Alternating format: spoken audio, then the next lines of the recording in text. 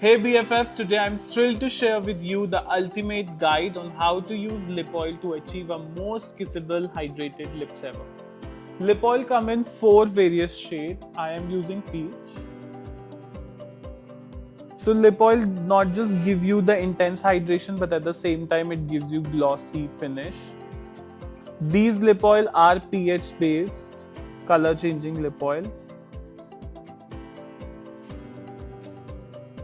Before applying your lip oil, I suggest you to line your lips with a darker color to create a gradient effect through the corner of your lips.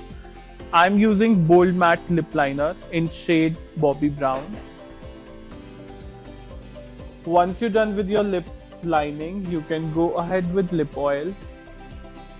It makes your lip look fuller and at the same time gives you ombre effect.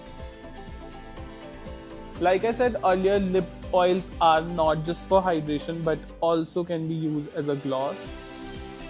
So I'm using Hold Me Matte lipstick in shade Cute Nude for a lip base, and on the top of that I'll be using lip oil. Using the same lip oil color on the top of this lipstick to make it glossy.